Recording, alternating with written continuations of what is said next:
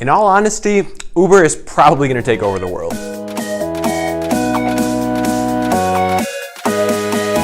How are you guys doing today? My name is Apple, and today we are filling in the financial gap between schools and the real world. And today I wanted to share with you guys my vision for the future of Uber and where the ride-sharing industry as a whole is actually going.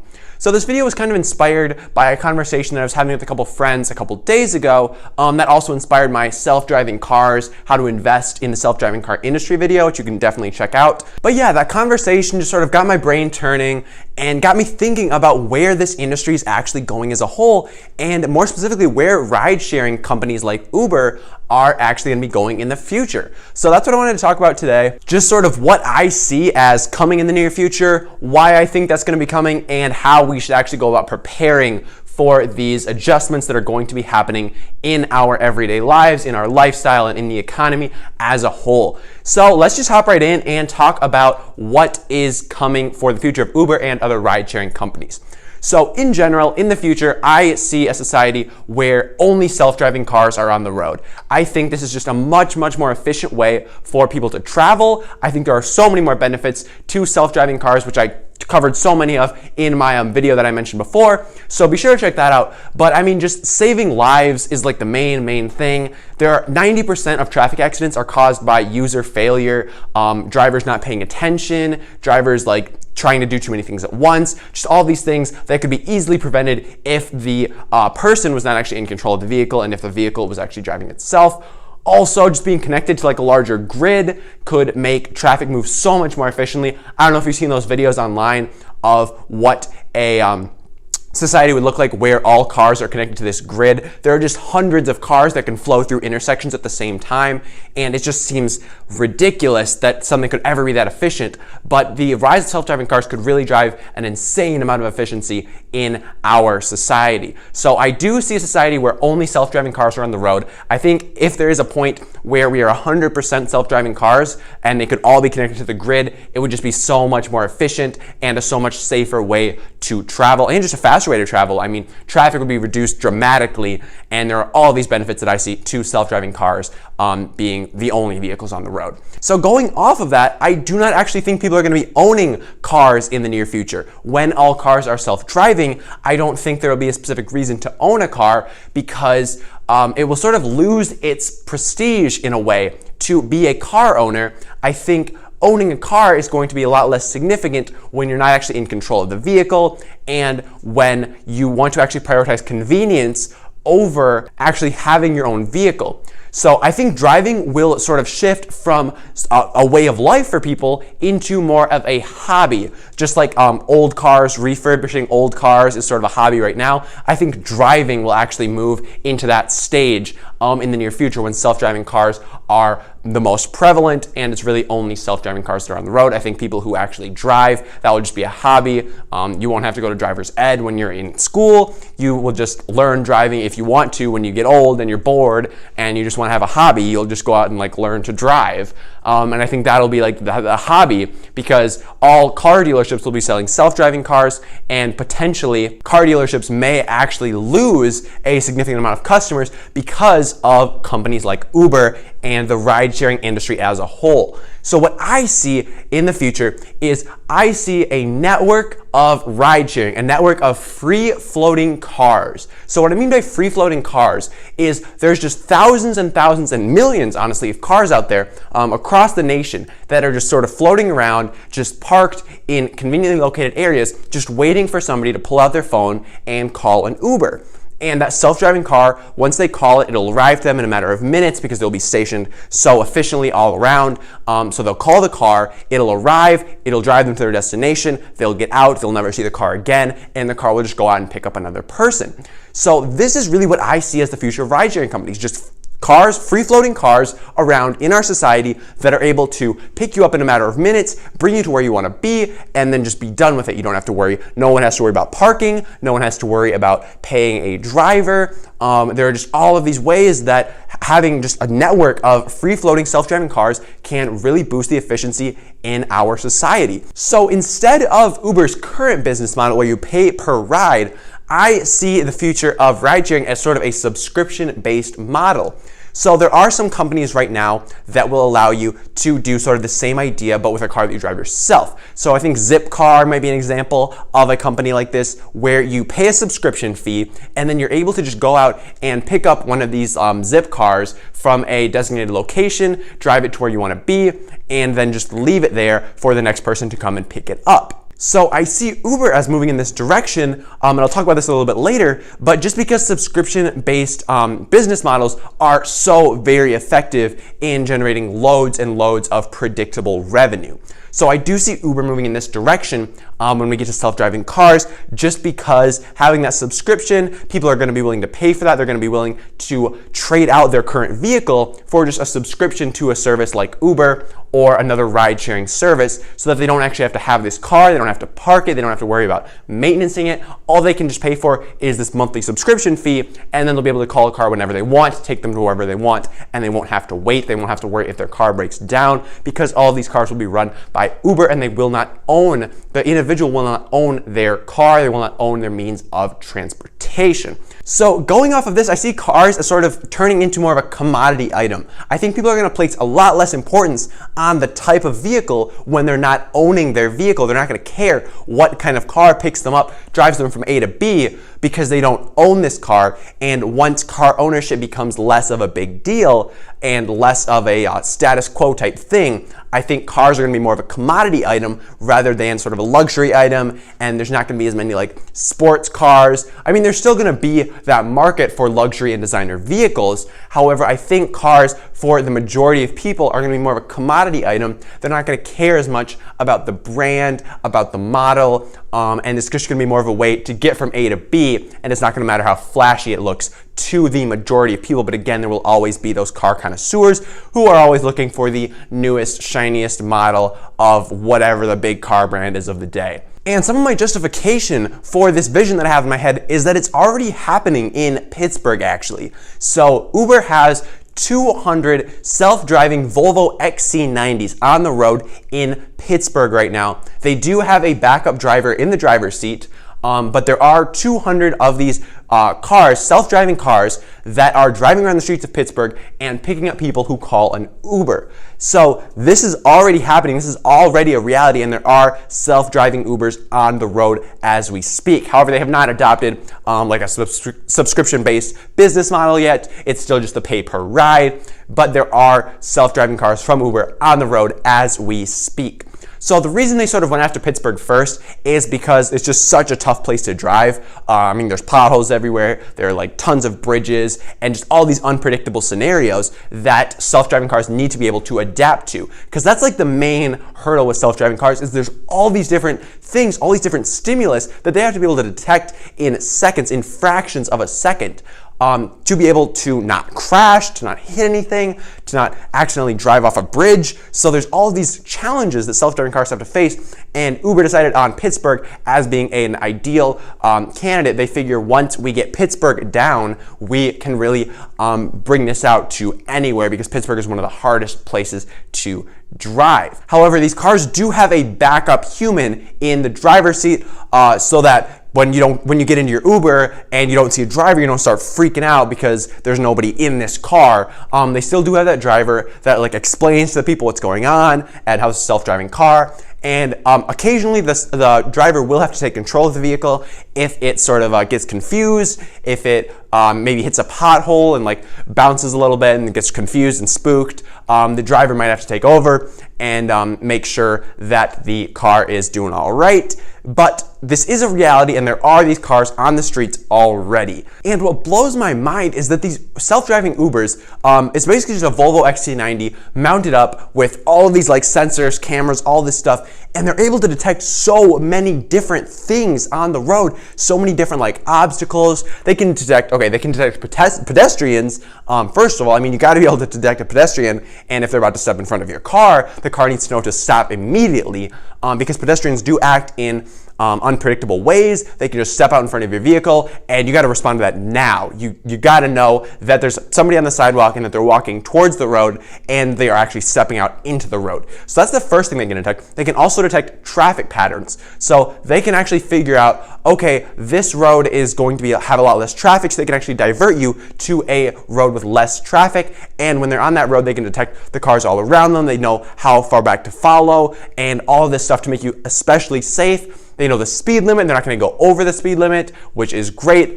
Traffic cops are going to be out of business, which is a bummer for some people, but for other people who get a bunch of traffic tickets, they're like, oh, sweet, I don't have to worry about speeding anymore because my self-driving car won't speed at all.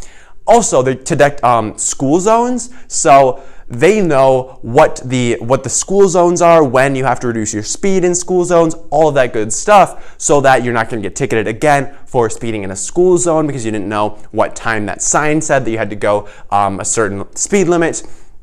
Additionally, they can detect bikers, but more than that, they can detect bikers from behind. So they know if a biker is approaching your vehicle from behind, they know if there's a biker about to pass you on either side, and they can respond to that accordingly. So I mean, these seem like simple things, but to have the cameras and the sensors and the technology to be able to detect all of these things, it's really, really cool. It's really mind-blowing to me that people are able to program this technology, to build this technology that can detect all of these different stimulus that normally we would think of as something that only a human can do. But machines are doing it, and this is really coming to be the future.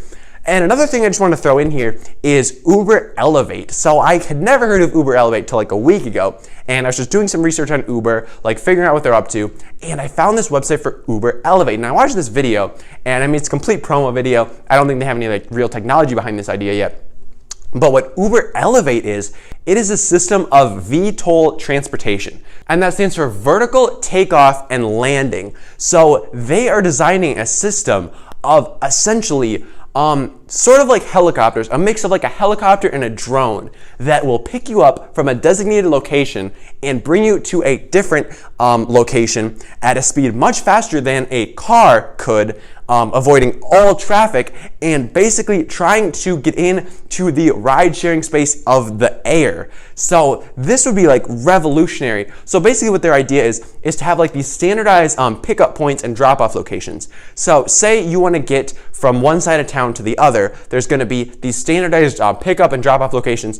In the video, it's like on top of a building. So you'd get in a building, go to the top floor, and you'd hop in one of these Uber drone type helicopter things that would just take off straight up, move over, and drop you at the other place. So that sounds like a really, really cool idea. If they're able to actually like get some technology behind that, I'd be very interested to see if that takes off. No pun intended. But I think there is a lot of potential. Uber is just really innovating all across the board, and I think this company does have a very, very strong future.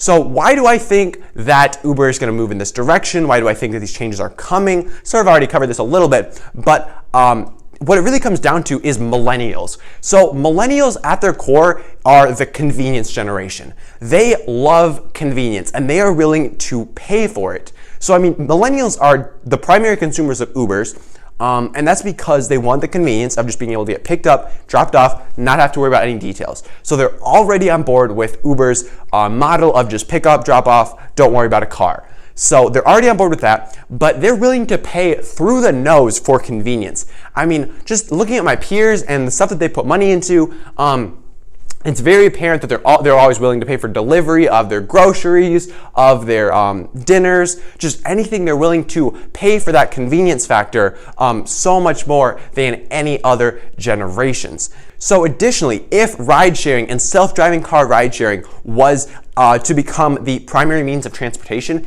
it would drastically reduce the number of cars on the road because it would be so much more efficient. Cars would just pick somebody up, drop somebody off, pick somebody else up, drop somebody else off, and you'd have all these you'd have so much fewer cars transporting so many more people. So this would reduce so many things, namely traffic fatalities, CO2 emissions, the amount of time you have to spend in traffic, all of these good things that are going to be reduced by reducing the amount of cars on the road, which is just super, super beneficial for me. I mean, it's going to save you so much time. Your commute is definitely going to be at least cut in half. You won't have to worry about parking. And there's so many benefits that I see to a self-driving car ride-sharing society. And lastly, coming back to that subscription-based model. So a subscription-based business model is just really seems like such a good business model in my opinion. Now let me tell you why that is. So with a subscription-based business model, you get people paying you every single month, year, whatever, a consistent amount that you can rely on.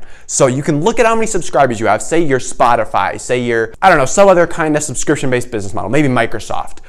You know how many subscribers you have, so you know exactly how much money is going to be coming in every single month, and you can effectively plan on how much money you're going to be receiving, so you know how much you can spend and all that good stuff. So it allows you to maintain repeat customers, which is a very valuable thing to have. Acquiring new customers is a very expensive thing to do in business. So being able to have those consistent repeat business is a very valuable thing. And that is why I think that self-driving cars in the ride-sharing industry as a whole is going to move from these individual payments for each ride into just a subscription-based model where you pay Uber, say, a couple $100 a month, and you just have unlimited rides available to you at the click of a button.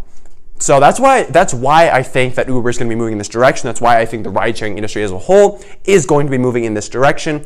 And now what should we do? What should we do to prepare for this coming changes? So I still think this is pretty far out. So I would say not in the next 5 to 10 years maybe, are we gonna see a very prevalent self-driving car ride-sharing industry crop up. I mean, obviously they're working on it already. Uber's got 200 vehicles on the road, but I do think this is quite a ways out, and I do not, don't think this is really coming in the next 5 to 10 years at all.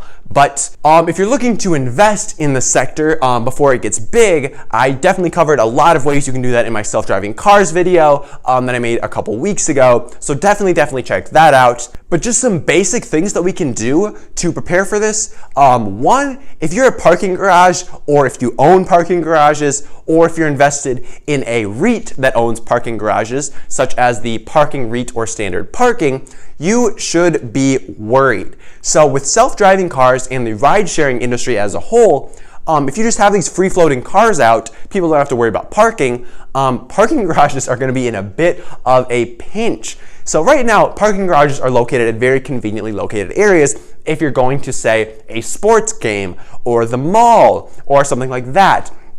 They have these parking garages in high traffic areas.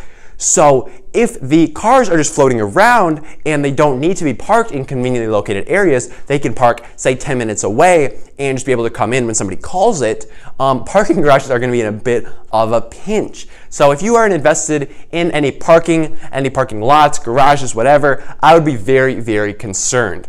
Okay, next. I think what we should do is provide retraining for truck drivers. So there are over 5 million truck drivers in the US alone, and putting these guys out of business, putting them out of work with self-driving cars, self-driving trucks is going to be very significant. So I think what we need to do is we need to provide some retraining for these truck drivers so that they can get employed in this new industry, maybe get involved in the trucking sector in a different aspect, so that they can maintain their jobs and our unemployment isn't going to bump up with the elimination of a lot of trucking jobs.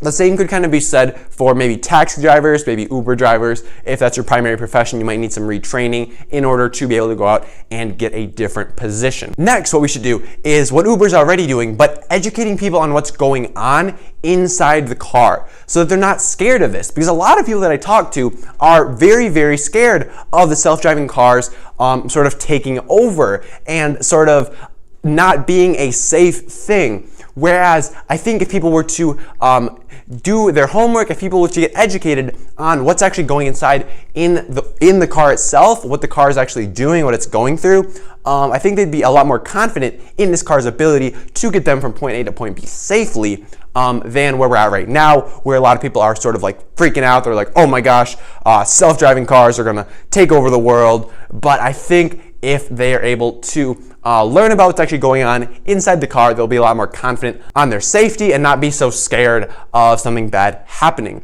So I think in general, it's just important to keep an open mind for ideas and industries that really haven't even been thought of yet. I mean, there's industries cropping up every day. I mean, if you ask people like 30 years ago if there would be a car that could drive itself, they would think you're crazy. But I mean, today that's a complete reality. I mean, there's so many companies, Google, Apple, Uber, all these companies working on these projects and getting successful vehicles on the road, that there are going to be industries, I mean, even 10 years down the road that we haven't even thought of yet, that I think it's really important to keep an open mind about and to go into them with some positive thinking. So that's going to wrap it up for the video, guys. That was my spiel on where I think Uber is going and why. If you did enjoy, please do leave a like, subscribe, share this video with a friend so they can be a little more confident on the future of self-driving cars. I will see you tomorrow, and until next time.